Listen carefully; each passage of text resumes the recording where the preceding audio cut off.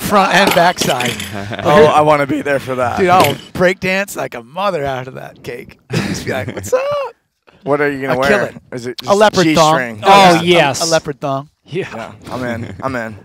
And I'll be the ringmaster. Edible. That'll be my nickname, the ringmaster, and I'll pop out of the cake. If you're wearing that, then it makes sense that I would have a whip. Oh, Totally. yes. And you could be leucine man. The missing amino acid.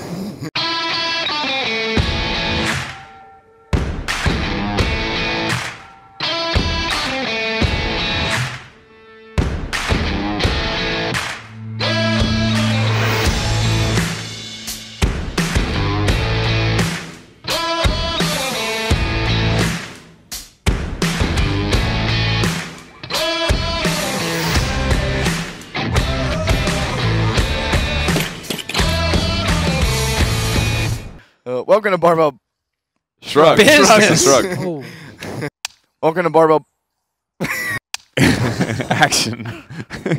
Welcome to Barbell Shrugged. I'm Mike Bletzer here with Doug Larson, Andy Galpin, and Kenny Kane. And we're going to be talking to Kenny today about coaching. He is a master Master coach. You can coach. see on a shirt right there.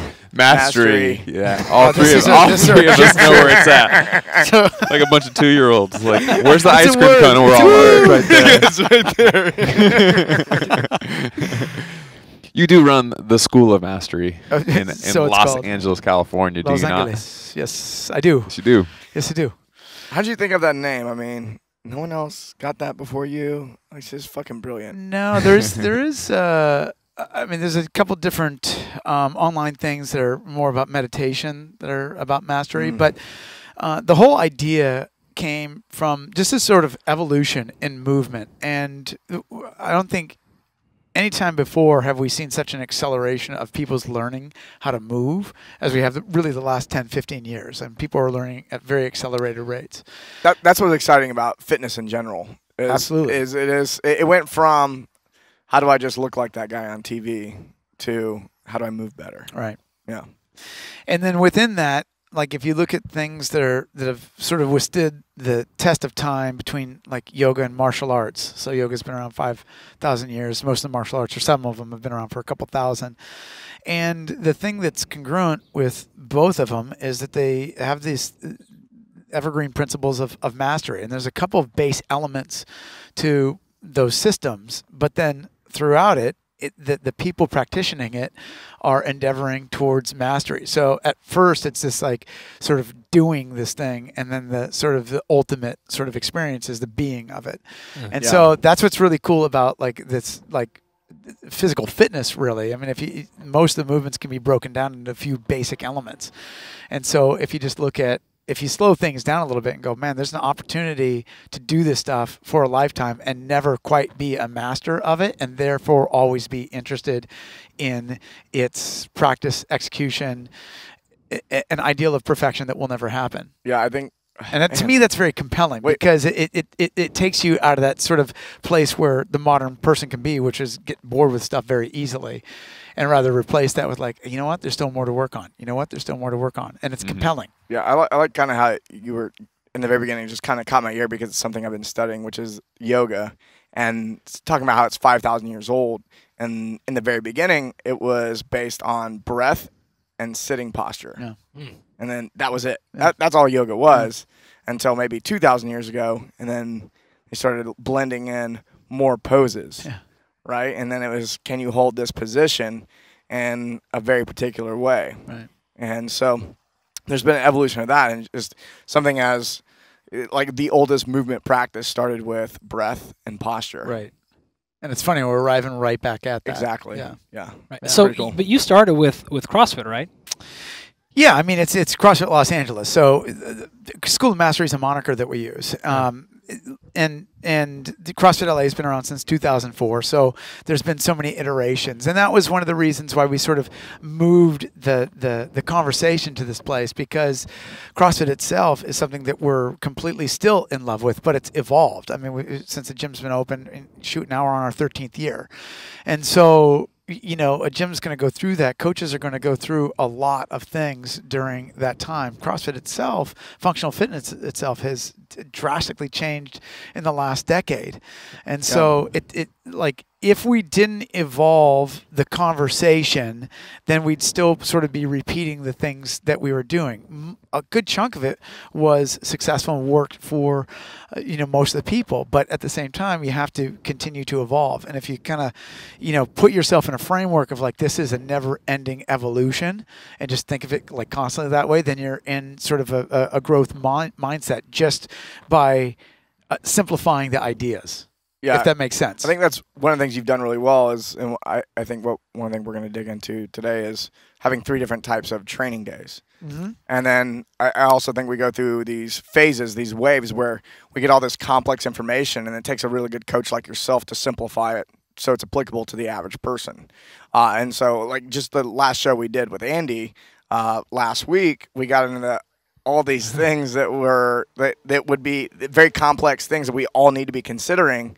And then at the end, we started tying it together. It's like, oh, these are the basic principles. These are like the very simple things we need to be looking at. And one of the things you've done is, and as we go through these cycles of, okay, we accumulate all these complex ideas, now we simplify them. Right. And you just kind of go through those waves over time, and that's that evolution. Yeah. Yeah, Mike touched on this a second ago with the kind of 3 different types of training days you have and having context around your training. When I came to your mastery method workshop or seminar, that was a big part of what you touched on. I thought that was really, really interesting. So at some point, I definitely want to dig into those 3 different contexts. Sure. Easy. Yeah. I would like to actually know what made that happen, or why did you do that? I mean, I'm sure when you first started your gym in 2004, it was really hard into perfect programming and how are we setting up our classes, and I'm sure that was a focus for a long time. And now you have this whole other piece that you call context. Like, how did you get from there? What is the context stuff, and how did you get from there to here? Well, I think a big part of it was, like, look, if you look at one of the things that CrossFit did for everybody that does it, is it's a really good unifier of people, because despite backgrounds, there's that sort of commonality. So we're all sort of dropped into the moment by doing something really hard. And so that's universal. Like, you don't have to speak the same language to sort of understand that. Camaraderie, brotherhood. Camaraderie, sisterhood, connection, sense of, you're very raw, you're very authentically you in those moments of hurt. And so that's a beautiful thing. And that's, again, it's universal. So people's pain thresholds might be different, but their interface with it is very similar, if that makes sense. Yeah, that shared emotional experience is very powerful for bringing people together. And that's like, I think the most brilliant thing that CrossFit as a whole has done is it brings people together in this sort of unifying experience, which is the fundamental thing that we all get about being human is pain. So, Dallas had been working on that for thousands of years. Right. Aristotle, Plato talked a lot about that. Like Western and Eastern thought have all talked about that for millennia. And that conversation shouldn't and will not, I don't assume, go away onto the evolution of humanity as long as we go. So, with the evolution of like our experience with programming workouts is that it started to become this thing where it's just like it became about the workout itself, which is a matter of at some point varying opinions. So you get this thing that brings everybody together, and then the group stops agreeing on the value of the workout. So you get enough experience, enough practice, and then you get some people go, well, I like the 2-minute version of this. And then you get another person going, I like the 45-minute version of this. And then you get another person who doesn't like to breathe heavily, and they go, I like to just lift, and you guys can go sweat. And then there's shades and permutations. Why'd you touch my arm when you said that? Because it was directed.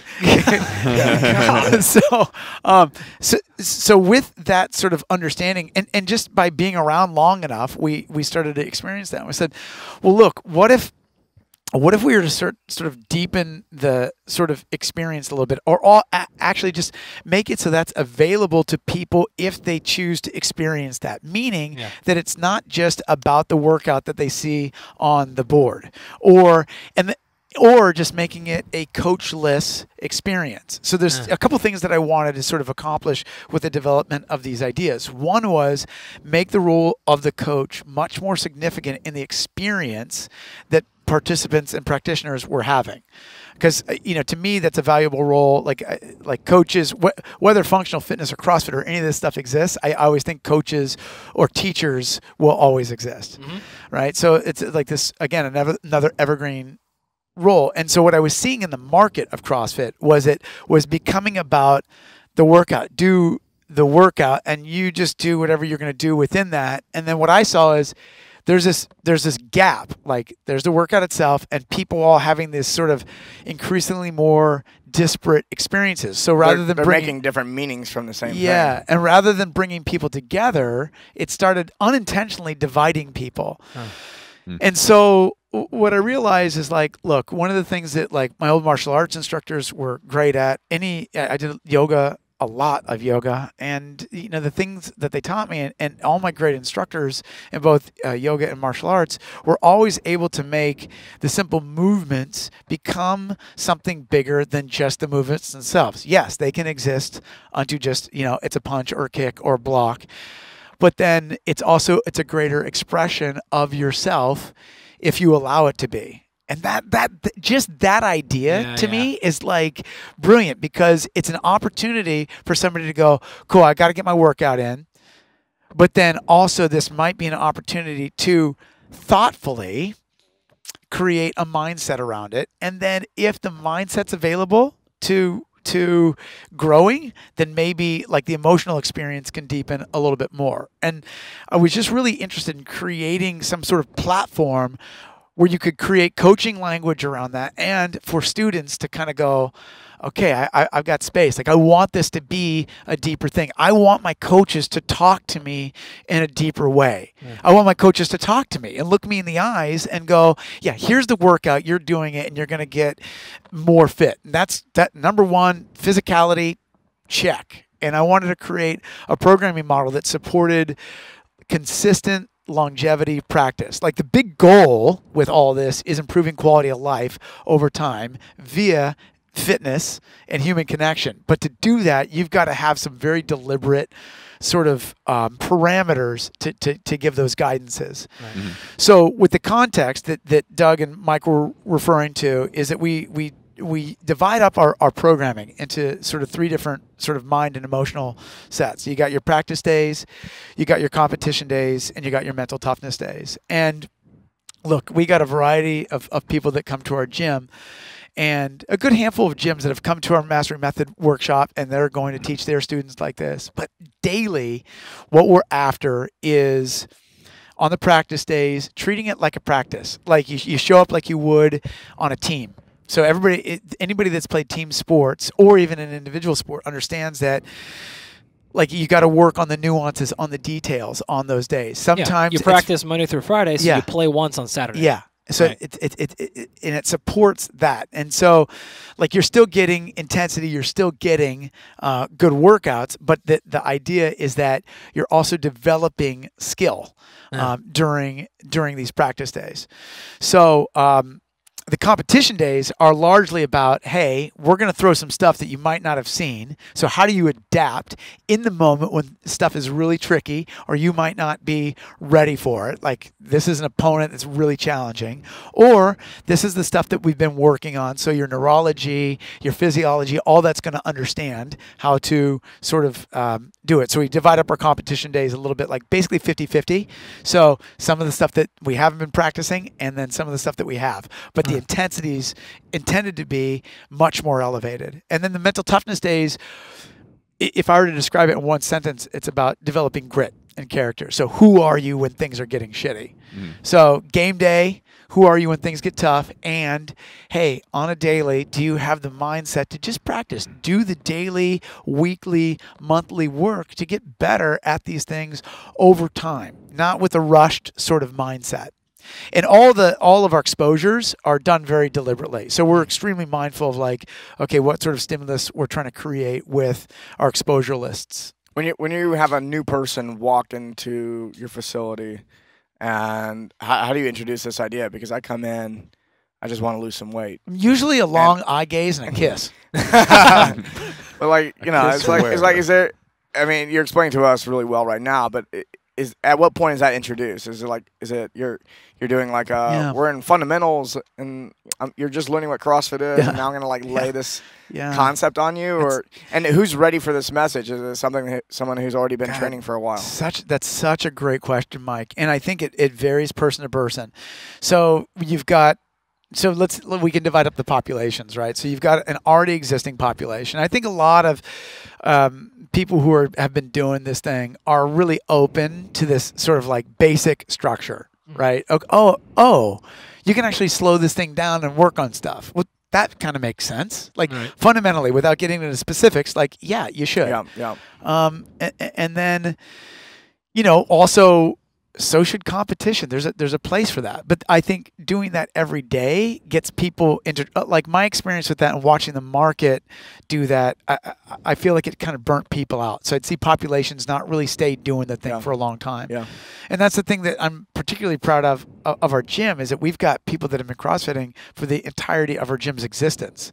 So we've got 12, 13-year CrossFitters, you know what I mean? And it's just sort of like, and they're average everyday people, and they're, at this point, mid-40s, not mutants. Mid-50s. Yeah. What's that? They're not mutants. No, it's. I mean, they live in Santa Monica, but no, but they're people who are. I mean, they're average everyday people who are using this to just simply optimize their health, which was.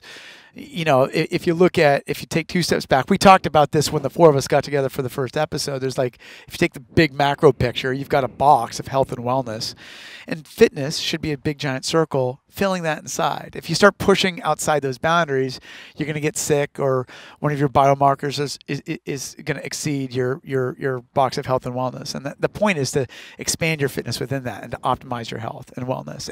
And these are the people who are doing that. And that's what we're striving for. That's what we're intending to do for our population. Now, the second part to answer your question is the people, so the already existing CrossFitters, and then the people who aren't CrossFitting, who call us and go, what's this thing we want to CrossFit? And, the conversations go one of 2 ways. And ideally, whoever's answering the call or inquiry, we find out what the person's interested in. Mm-hmm.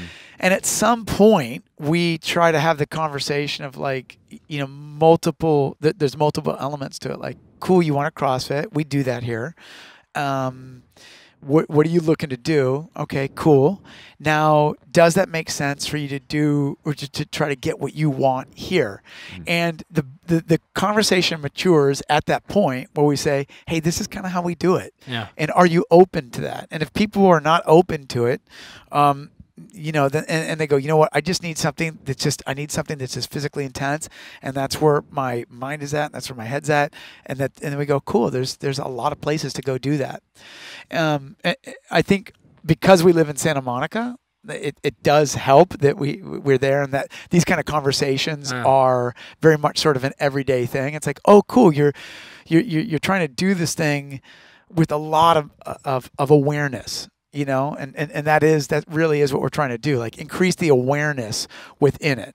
And so with the yoga and martial arts background, I felt like a lot of CrossFitting population was there was this weird sort of intensity without awareness. Yeah. If that makes sense. Yeah. I don't know if you guys experienced that, but meaning that like people would just like to bury themselves, but without actually taking 2 steps back and going, what battle am I going to fight? Rather than just going, there's a fight, I'm going to go pick up a barbell and go. It's like, okay, good. Like, there's times where that's like totally appropriate. Sometimes you got to go. But also having the wherewithal and the ability to make those choices, like, is something that we're trying to advance. Mm-hmm. It's usually the person who's 3 days into a new training program who's complaining about the program not making them sore. That's the person that might lack the awareness piece. Or the opposite, right? The other end of the spectrum, right, where they're burying themselves every time, and that is where they think that's the productivity that they're looking for. They think, anyways, right? But that's not what they should be after, right? So it could be on either end of the spectrum, right? Someone who doesn't think they're working hard enough, or someone that's working too hard. Well, that's what I'm saying. It's like they may not have they're 3 days into a new program and they're already kind of complaining, not knowing that there's a bigger structure, and there needs to be days where you're slowing it down. Right. So I suppose that all begs the question, if the practice days are kind of like the easier days, and then the competition days are the hard days, and the mental toughness days are like the really hard days, like how do you with those 3 different types of training days, how do you break that down kind of percentage-wise? Like how many easy days, how many hard days, how many really hard days? Yeah, real simple question, but a great one. The practice days, so what we wanted to do in creating this model is have it look like what what sort of sports training and life looks like. So two sort of examples, like there's our existence as humans, and then there's what's worked in the history of athletics. for the most part, we divide it into 60% practice days, 30% competition days, and 10% practice or mental toughness days. So 60-30-10 split. And so the most of the time, it's about maintenance or fine tuning or learning a particular skill or increasing your strength just a little bit.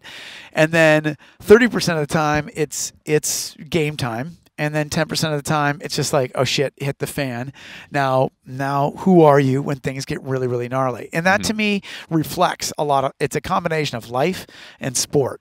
Yeah. Can you? I want you to clarify what you mean by practice days, because you're not saying 60% of the time you go to the gym, it's PVC pipe only, and you're just practicing dry reps. Like, that's not what you're talking about at all. So can you go into exactly what you mean by those 60% of your practice days? Yeah.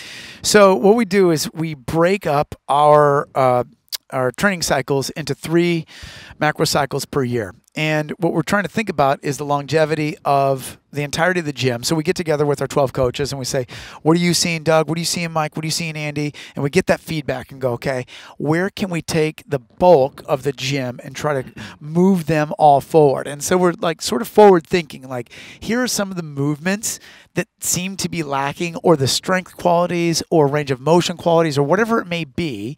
And then we go, okay, over the next year, we're going to sort of prioritize 1 or 2 things and start to move the gym in that direction. And then within each macro cycle, we say, okay, we're going to do 5 different tests, and they're basically based on energy systems. So you got a glycolytic test on Monday, phosphogenic power test on Tuesday, oxidative energy system test on Wednesday, and a lactate shuttle one on Thursday. And then we have a kind of a combination one on Friday based on whatever we've missed.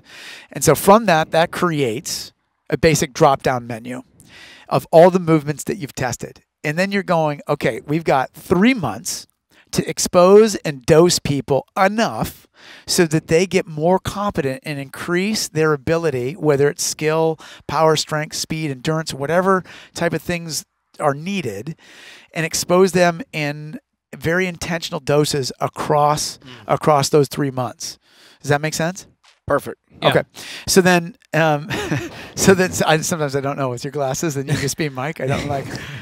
Are we thinking about unicorns right now? So that's always kind of running in the background. So we test unicorns also as part of our programming methodology. It's really cool. Never mind. Mike's thinking about Ashley's Christmas present. So that creates a drop-down menu. You break out down all the things that you're looking at training, and then you try to dose the population as balanced as possible over those 90 days. And then you retest them just to see if you're moving the bulk of the people forward. So on the practice day, you'd show up, and let's use all 3 of us as an example. Yep. So we walk in, and it's a practice day. Maybe all 3 of us are doing different workouts. We all doing the same workout, and then is it all just barbell only, or are we going to go really heavy? Is it hard? Is it all just not going to break a sweat? What's that practice day look like? So on a practice day, it can be a variety of things. Usually, we have an algorithm that kicks out specific movements. So on each of the practice days over the sort of 3-month block, you'll know, okay, I got front squats today, a strict pull-up, double unders, and some sort of rotational movement. So you got 4 movements. And so the head programmer will then, Chip at our gym, will then say, okay, look, since we're knowing that we're going to be on a strength progression, and we're testing a 1, a 2, a 10 rep max, depending on what it is we're doing, we've got sort of a systematic approach throughout those 12 weeks of the sort of strength stimulus, just to sort of clarify that. So then you'd hit then all 3 of you would be doing the strength squat, and then the second or third and fourth movements may be put together as a triplet, as some sort of conditioning piece, or based on what we're trying to do with each of those things, they might live as individual pieces. But we try to integrate it throughout the cycle as thoughtfully as possible. So sometimes it looks like a conditioning piece. Sometimes it looks like a skill development piece. and sometimes it's a combination of both of those. Yeah. Now, So your practice days are still hard. yeah, They they just can have be a purpose. They could be heavy. They could be conditioning based. but Yeah. You're just practicing being better because strength is a skill, right? totally Right. totally. Yeah. And so that's the skill you're practicing. Right? Yeah, and so that's sometimes that's what goes missing because the perception can be, oh, this is not hard when, like you said in last week's episode, sometimes that isn't necessarily a requisite for development. Right. And so we understand that physiologically, but then the consumer experience is very different. So the consumer is often saying, well, I want something that's harder. So this is the coach's dilemma, right? This is the programmer's dilemma. It's what people want versus what people need. And so if you know Right. that people need something that is going to unequivocally make them stronger, faster, more powerful, more skilled, you have to be clever enough to do that in a way that keeps them stimulated. Yeah. And that's like, look, we did this, like we're in the 4th year. We just completed the 4th year of doing this thing. So we've completed 12 cycles and we're going into our 13th cycle in January.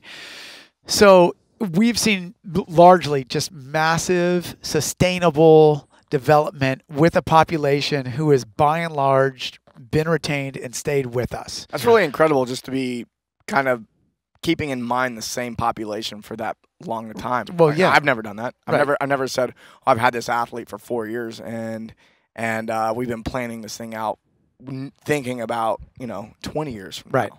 Well, what I was It's going to usually like where we're going to try to get this person the next. Where were they last year, and where do we want to be next year? what's funny is that we are now going through what I would say is our first growing pain, which is that we finally got the population. Like the population is really, and again, we're everyday people, so we're not a competitive gym. Like we intentionally chose. You're not training people for the Olympics. No, and we're not. Or the games, yeah. No, we chose not to do that. We made that decision 5 years ago, and we've stuck with that. So it's a very intentional play.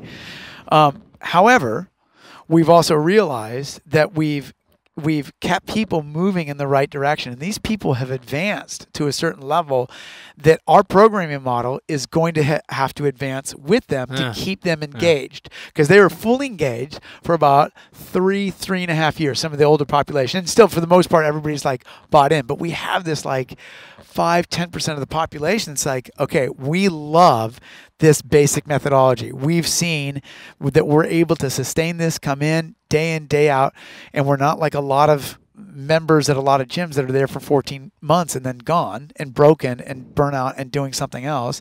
They stay with us. And so now it's like, okay, what do we do to advance this? So what we're going to be introducing in January is a new layer, which is the idea that I got from a buddy of mine who has been following our programming. He has his own programmers do it, but he owns a gym in London, in Dublin. And what they do is they do same thing, 60-30-10, practice, competition, mental toughness. But then within each practice day and some of the competition days, they have base and peak. So what that allows is, because we've trained our people now to not just throw themselves at the walls. We've trained them to go, hey, where are you at today? Where's this whole thing? It's not just the ego wanting to go get a workout and beat the person next to you. Like we've deconditioned the mindset of only attack, only compete. Compete when it's appropriate is sort of the more mindful approach. And so now that's cultivated. So at this point, we're going to introduce the base and peak thing. So the students are going to be able to go, cool, like if we're looking for some sort of squat adaptation, we're going to have the more advanced people, or the people who can sustain it, and the coaches know, and they know as a practitioner, look, I can go a little bit harder at this point at a higher intensity. We might see them doing 3x8s at 70% on a front or a back squat, and then their conditioning piece be a little bit more sophisticated, maybe bar muscle ups and a couple of other pieces, double unders, etc., versus somebody else working at a reduced percentage, working for quality specifically, and then it could be a combination of single unders and ring pulls.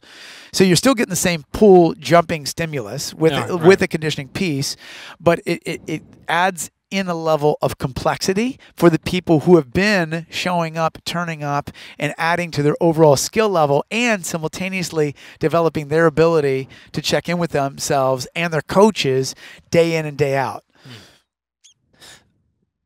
Go ahead. Sorry. With the with the user experience that you're coming in on those the practice days, you can easily convince them to stay at a moderate level, because when they know they've got 30% competition days and 10% mental toughness days, it's not hard for you to convince someone to back off today, because they know, hey, the reason we're going on a practice day today is because next Monday we've got this hell in a mental toughness day. And they go, oh, okay. As opposed to you just saying, hey, I need you to back off. Why? Well, because you're overtrained. Back off. We need you to slow down. There's no like, no, I'm going. Right. But now, since it's so structured the way you have it laid out, it's like, look, Tuesday, it's going to be a really hard competition day, and then next Friday, this, and then guess what? In 3 weeks, we got this really tough mental toughness day. And I think that's going to make it much easier for them to listen to you with those other days where you say, hey, we need to practice your double under skills. Why? Because in 3 weeks, we got this competition day coming. Oh, now I see why I have to practice that movement, as opposed to you saying you need to get better at it. Why? Because you'll get hurt less. Well, I'm not really hurt now. Okay, we'll go. Well, but I need to practice. But I'm not really hurt. But I'm not. No. We need to get better at this so we can beat this score, because last time it's etc. So I think when I was at that same seminar with Doug, that's when I was like, oh, I think this is how you make these CrossFit or other systems usable to the entire population, where you can build in these different things, because now we understand the goal of all of our days, as opposed to the goal being work hard. Like, that's not our goal. Our goal is longevity, and this is how we do it. And now I understand why I'm practicing this skill today, and I'm not just doing it for 10 reps because coach said 10 reps. I think that's where, like, unintentionally, like, some of the market missed. Like, I fundamentally believe in CrossFit. Like, I really do think it's an amazing training system that changes people's health, but that also assumes that it's being done in a way that's, for the most part, sustainable. Like, and there's certain risks. Like, you're doing movements that will, I mean, if you're under load, if you're not, like, whatever, like, you could lock out, and it might not be locked out under a very heavy jerk or snatch, or you could be racking you could be unloading a sandbag and just you could pop something in your spine. Like, look, there's risk in this stuff, but the overall idea is to create wait, time out. So Andy just broke, and I'm going to show you why I just broke too, and I don't know if it's hard to break me or not, but Hunter was just going like this while holding the camera. And so, that I don't know what the fuck I was talking about, but just fucking with the kind of a lazy eye too. Just one sort of like, so it's a mix of like. I think he got bored and started thinking about last night. Totally. At the Bledsoe house. Totally. Camp Bledsoe. I'm like 60, 30, 10. He's like 99. What the hell's going on in here? All right, with that, I think we should take a break. We'll come back and talk about stimulation.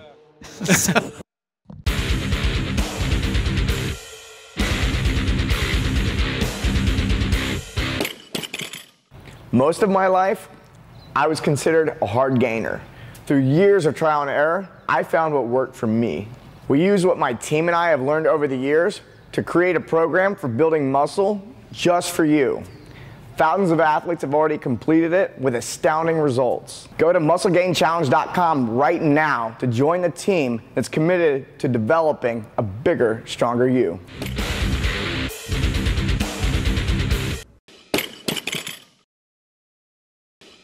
And we're back talking to Kenny Kane. Which leads us to A little bit about mental toughness days. Cool. How do you break the will of your athlete? And I'm not sure if that's actually what we're talking about, because I cut Mike off. He was going somewhere with something. I'm sure of it. Well, we were talking about the 3 different types of training days, and went a little bit of practice days, and that was more. I think we probably ended up leading with that as the first thing, because that's probably the most challenging thing for a lot of people, or where like safety comes in, because so many people associate CrossFit with the mental toughness and the competition pieces, and so. It's almost unnecessary to lead with competition because it's so ingrained already. So, and and so we'll leave that last. I'm curious about the mental toughness days, because what I've seen about how you program mental toughness sometimes isn't necessarily metabolically tough and so I think a lot of times people think about, oh, mental toughness, I'm going to do 1 million deadlifts, run really hard, row, it's going to burn a lot. That's not necessarily what mental toughness means.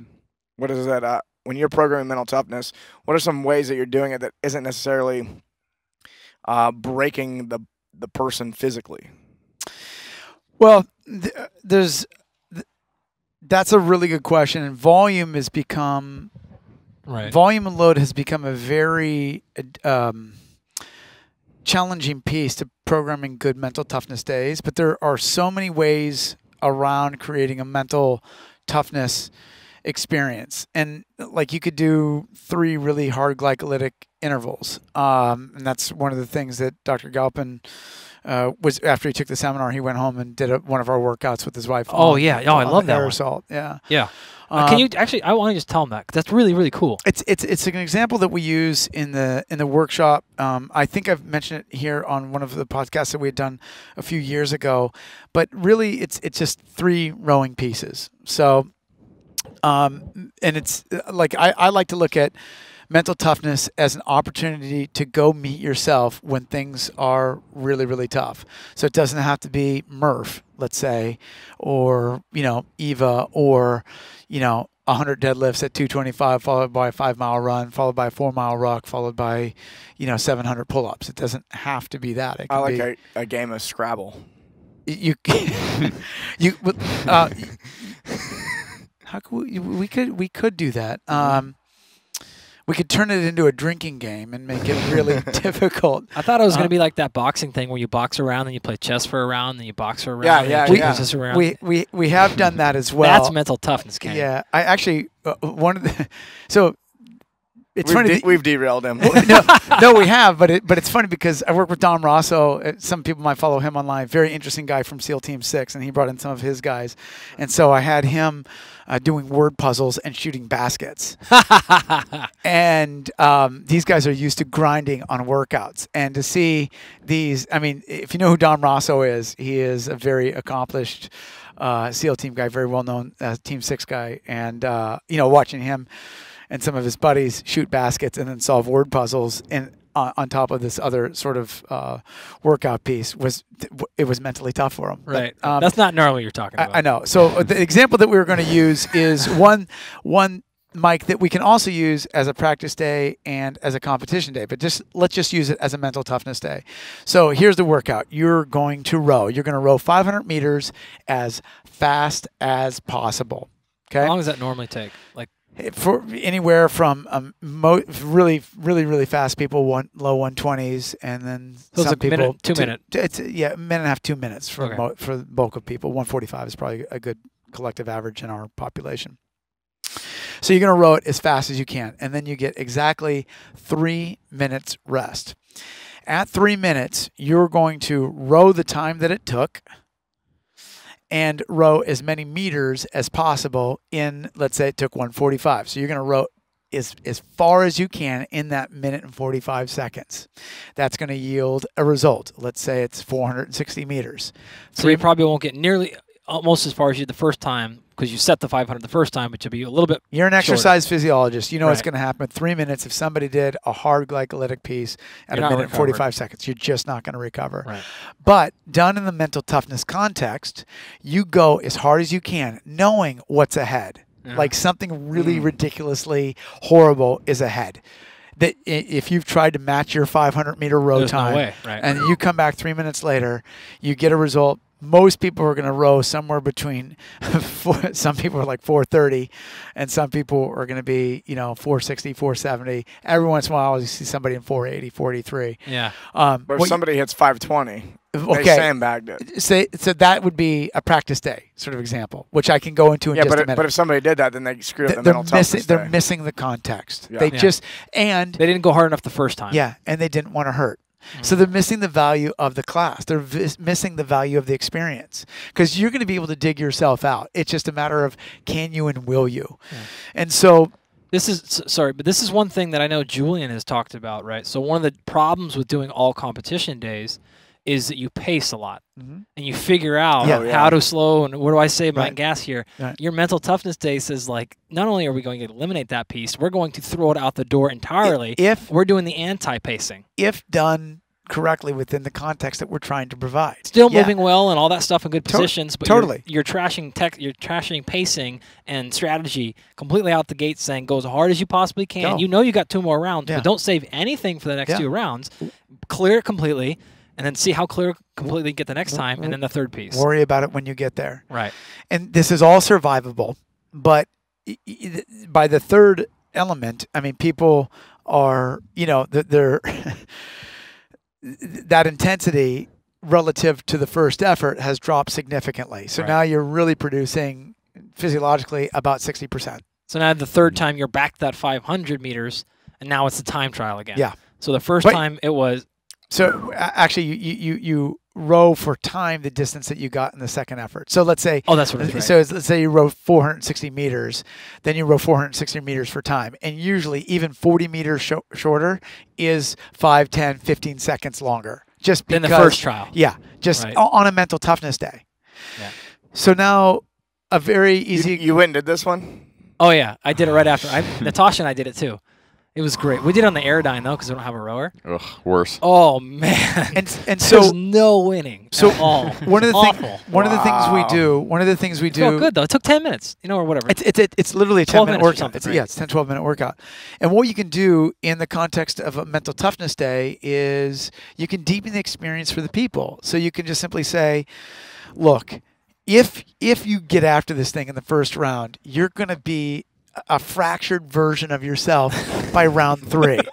But that's a really cool opportunity to decide who you're going to be in that moment. So sometimes what we'll do is we'll write Post-its of somebody that's important and place that on the rower by round 3. Like, who are you going to be to stand for this person in your life?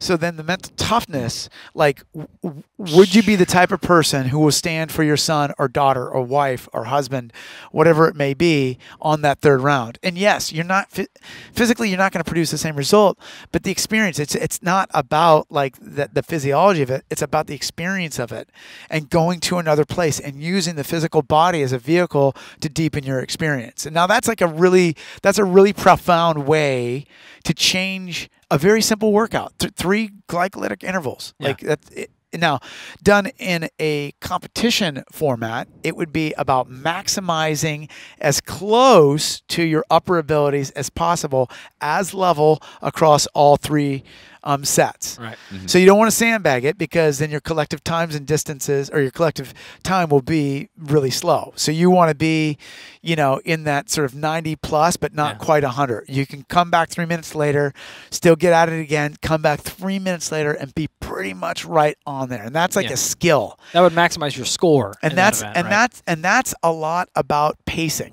Yeah. So learning how to understand your body, what stroke rate you need to be, what damper setting you need to be, where you need to be at 125 meters, 250 meters, 375, and with 125 to go in your last 50. You need to have that mapped out like an athlete would first quarter, second quarter, third quarter, fourth quarter of a game. And you get geeked out and calculated and like, how am I going to yield my best effort in this thing? So you're competing against yourself. Maybe the others like, all right, Andy, let's see what you got. We're going to compare our results when this thing's over. Okay, let's see. Then the third example would be the practice day. Now on the practice day, that's when you're kind of going, okay, look, we on the first one, you're going to lock in at 28 strokes per minute. On the second one, you're going to put it on a damper setting of 2. And on the third one, you're going to do it at a damper setting of 10. Just to sort of learn, experience, practice. Is it a workout? Yes, it's still a workout. But the experience is vastly different. Right.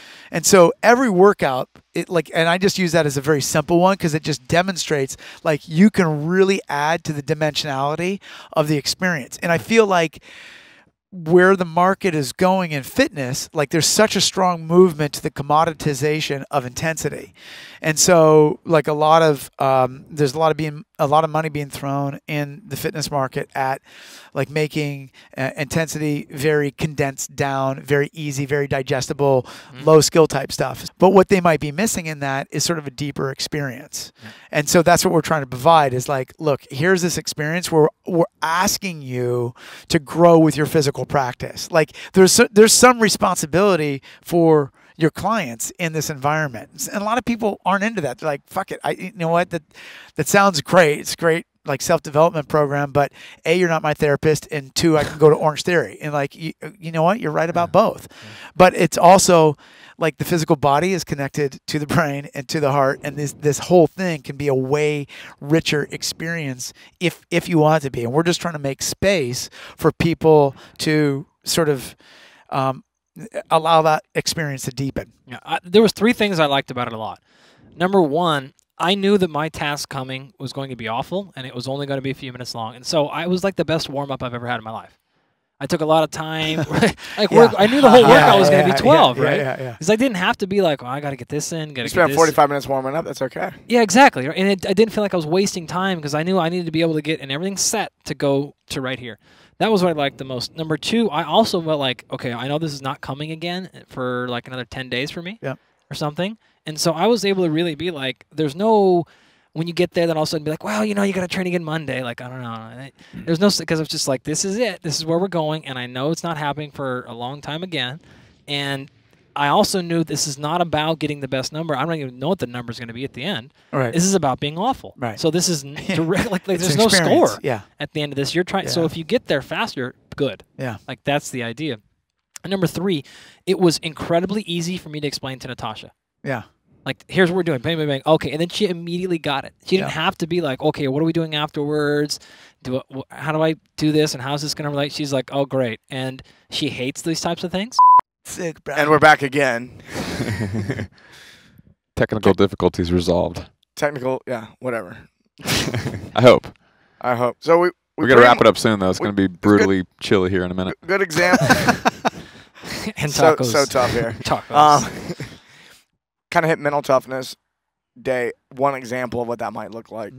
What about competition days? And this is again what most people associate CrossFit with anyway. Yeah, I think one way to think about competition days, if you're familiar with CrossFit, it's basically like how CrossFit's existed, like a lot of couplets, a lot of triplets, with a variety of time domains. So we'll have workouts as short as 2 minutes, and then sometimes we'll use CrossFit Total as a great example. It's not even a metabolic; it's just the 3 lifts done maximally, in 45 minutes. So you can't get that heavy in that amount of time with 3 lifts, but it's a fun way to sort of divide things.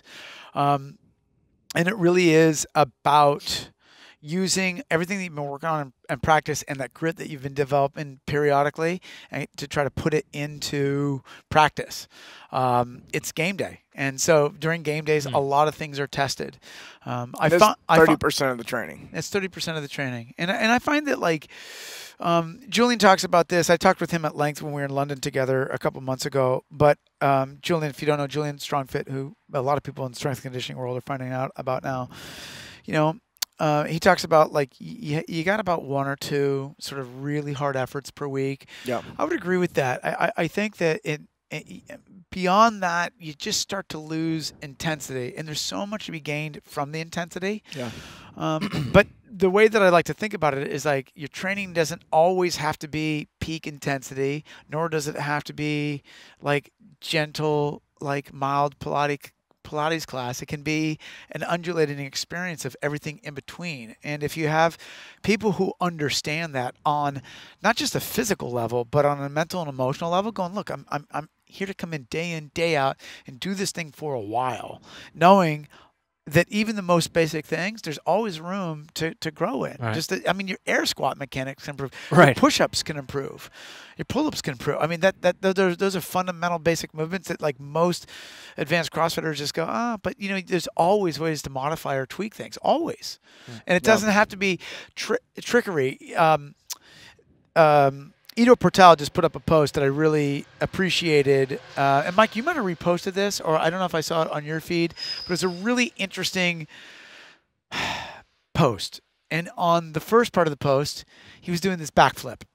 and he said this catches our eye. It's this like massive, amazing experience of what a human being is capable of.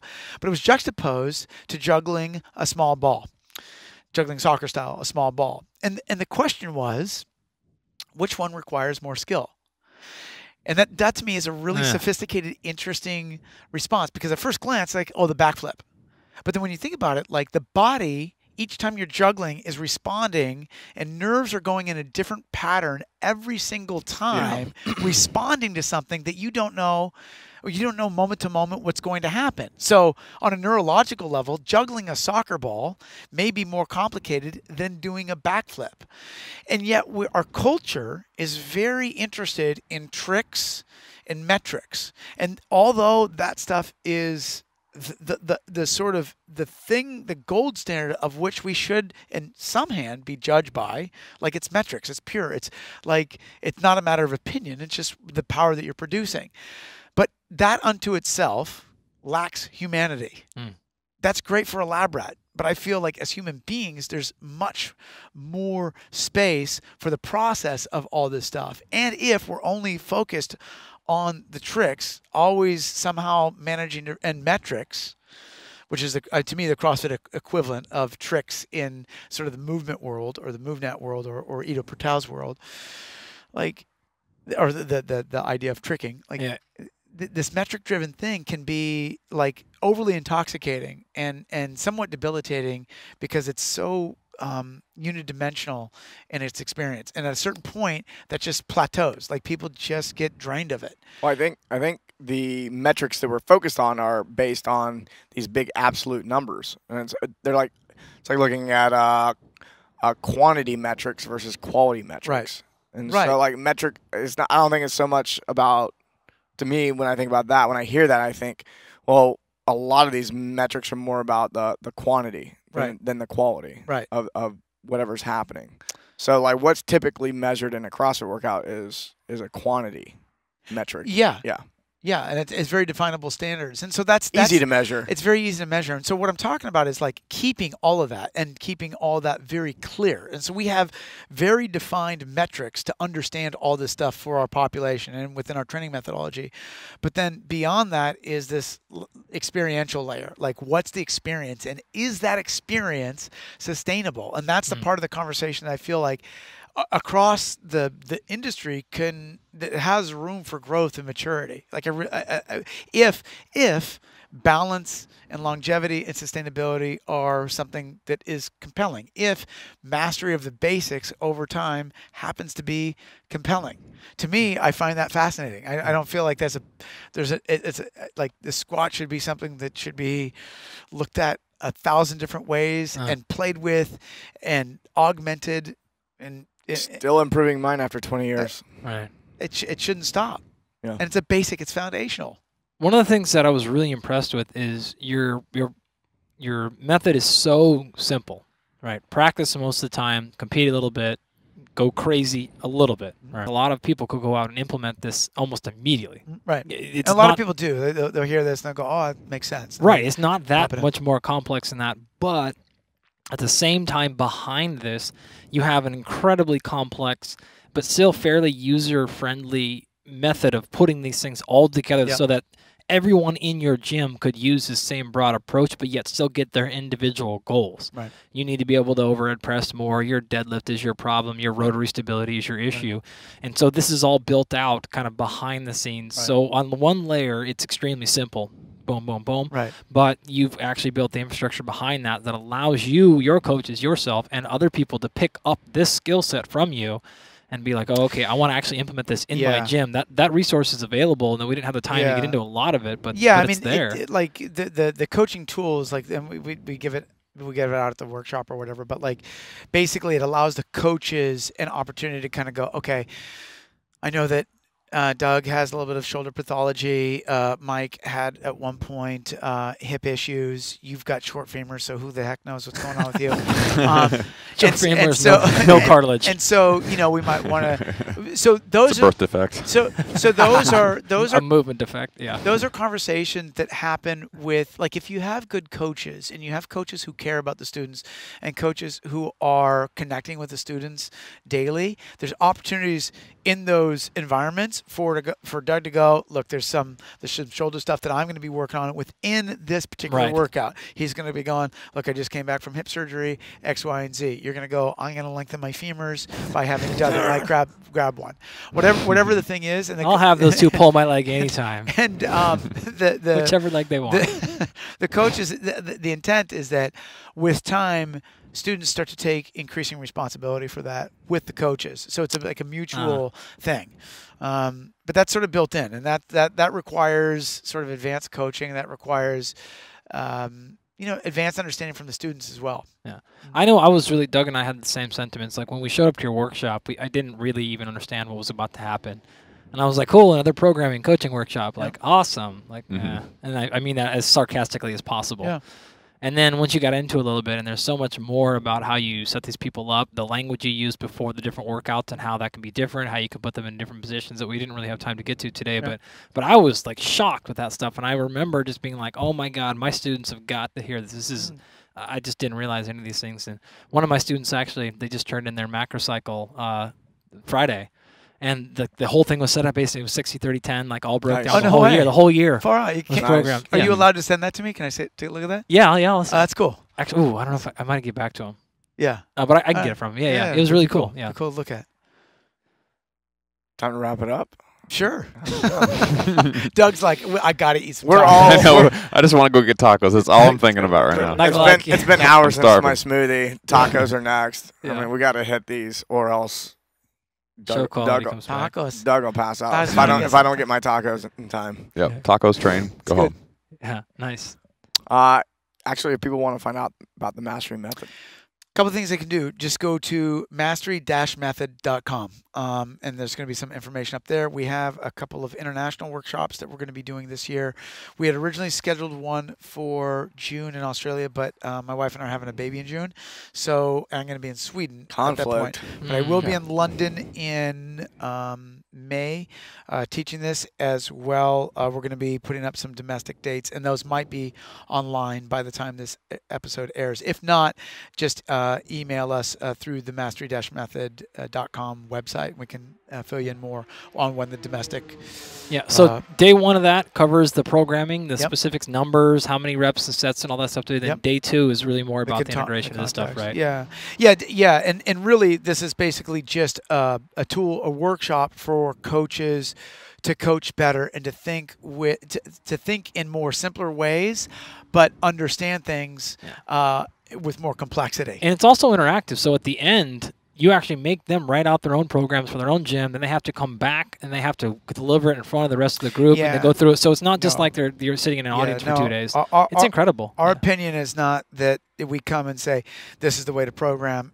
It is rather come with the tool set that you have. We're here to help you accelerate that and make that better. And my sort of long-term goal with the development of the Mastery Method is that people who come through and learn come back, people much smarter than us come back and wind up teaching us a lot. Yeah. Because there's some people who are really sophisticated, who really get programming on very advanced levels. And I'd like to see, those people come back and start teaching. Already that's happening. For example, the base and peak thing that another gym's doing our thing. They integrated that. We're like, we're going to do that too. So it's one of the first examples of people that have studied us that are now teaching us. Right. So and I see the strength and conditioning world, and this is the last thing I'll say, sometimes it's very divisive.